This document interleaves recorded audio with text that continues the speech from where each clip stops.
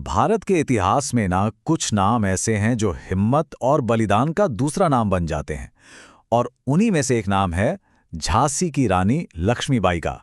तो आज हम जानेंगे उसी वीरांगना की कहानी जिसने अकेले एक पूरे साम्राज्य को चुनौती दे डाली थी।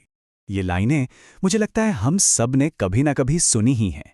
सुभद्रा कुमारी चौहान की कलम से निकली ये पंक्तियां रानी लक्ष्मीबाई की एक छवि हमारे मन में बना देती हैं।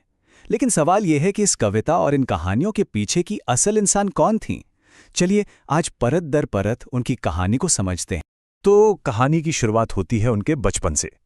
आखिर वो कौन सी परिस्थितियां थीं, उन्हें कौन सा हुनर मिला जिसने एक आम सी लड़की को भविष्य की एक महान रानी और एक जबरदस्त योद्धा बना दिया। देखिए, उनका बचपन बिल्कुल भी पारंपरिक नहीं था। सोचिए, जहां दूसरी लड़कियां गुड़ियों से खेलती थीं, वहीं मनु, जिन्हें लोग प्यार से छबेली भी बुलाते थे, वो तलवार और घोड़ों के बीच बड़ी हुईं।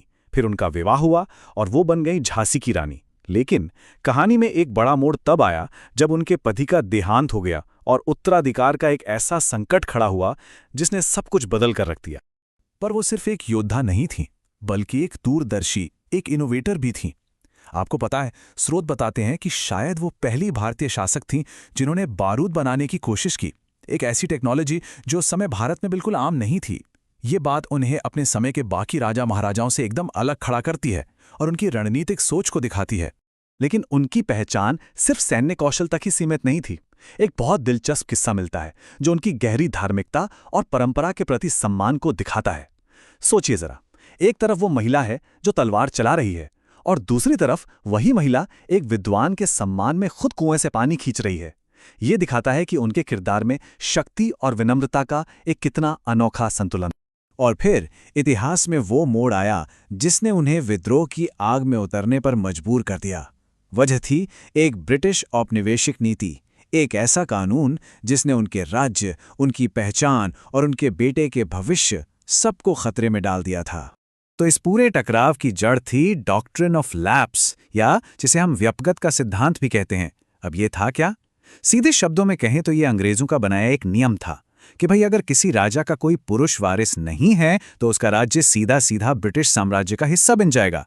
असल में ये एक पॉलिटिकल हथियार था जिसका इस्तेमाल करके उन्होंने कई भारतीय रियासतों को हड़प लिया था। और अब उनकी नजर थी झांसी पर। रानी के अपने शब्द ही उनकी हिम्मत को बयान करते हैं। ऐसा नहीं था कि उन्होंने सीधे लड़ाई शुरू कर दी। उन्होंने पहले बातचीत से, कूटनीति से हल निकालने की हर मुमकिन कोशिश की। लेकिन जब सारे रास्ते बंद हो गए तो उनका फैसला एकदम साफ था। जैसा कि स्रोत में लिखा है, उनका मानना था कि विदेशियों की गुलामी से बेहतर है उनसे लड़ना। और ये सिर्फ एक नारा नहीं था, ये उनके अटूट इरादे का ऐलान था। और बस यहीं से उनके जीवन का वो अध्याय शुरू होता है जिसके लिए इतिहास उन्हें हमेशा याद रखेगा, एक निडर सैन्य लीडर के तौर पर। तो अब हम चलेंगे सीधे रणभूमि में और देखेंगे कि कैसे एक रानी अपनी प्रजा के लिए एक सेनापति बन गई। उनकी ये सैन्य यात्रा किसी महागाथा से कम नहीं थी। सबसे पहले उन्होंने झांसी में एक जबरदस्त घेराबंदी का सामना किया। जब किला हाथ से निकल गया तो उन्होंने हार नहीं मानी। अपने बेटे को पीठ पर बांधकर उन्होंने एक अविश्वसनीय 100 मील से भी लंबा सफर तय किया। कालपी में वे फिर से संगठित हुईं और वहां हारने के बाद भी उन्होंने ग्वालियर पर कब्जा करके विद्रोह की लौ को फिर से जला दिया। ये उनकी हिम्मत का, उनकी कभी ना हार मानने वाली इच्छा शक्ति का सबसे बड़ा सबूत है। और अब हम उनकी कहानी के उस आखिरी और सबसे नाटकीय हिस्से पर आते हैं, उनका अमर बलिदान। ग्वालियर के पास कोटा की सराय में लड़ाई अपने अंतिम मोड़ पर थी। रानी और उनकी सेना को ब्रिटिश फौजों ने दोनों तरफ से घेर लिया था। भागने का कोई रास्ता नहीं बचा था। हालात बहुत ज्यादा मुश्किल थे, लेकिन रानी ने पीछे हटने से साफ इनकार कर दिया। ये उनकी आखिरी लड़ाई होने वाली थी। लड़ाई की उस भीषण गर्मी में वो दुश्मनों के बीच घिर गईं। तभी उन्हें एक गोली लगी और फिर सिर पर एक ऐसा गहरा घाव हुआ जो जानलेवा साबित हुआ। लेकिन इतनी बुरी तरह घायल होने के बाद भी उनका साहस कम नहीं हुआ। स्रोत बताते हैं कि अपने आखिरी पलों में भी उन्होंने उस सैनिक को मार गिराया जिसने उन पर हमला किया था। ये उनकी अदम्य भावना का प्रतीक है, अंत तक लड़ते रहने का जज्बा।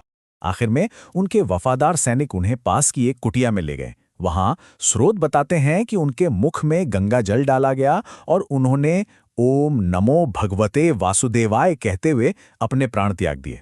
रानी लक्ष्मीबाई का जीवन भले ही सिर्फ 29 साल का रहा हो, पर उनकी कहानी यहीं खत्म नहीं होती, बल्कि उनका बलिदान एक ऐसी विरासत की शुरुआत थी जो आज भी हमें प्रेरणा देती है। उनकी विरासत कई रूपों में जिंदा है।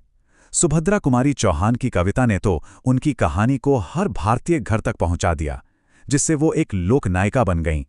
देखते ही देखते वो सिर्फ एक रानी नहीं रहीं, बल्कि भारत के स्वतंत्रता संग्राम के लिए प्रतिरोध का एक बहुत शक्तिशाली प्रतीक बन गईं। और शायद सबसे बड़ा सैन्य सम्मान उन्हें तब मिला जब नेताजी सुभाष चंद्र बोस ने अपनी पहली महिला रेजिमेंट का नाम रानी ऑफ झांसी रेजिमेंट रखा और ये पक्का कर दिया कि उनका नाम हमेशा साहस का दूसरा नाम बना रहेगा।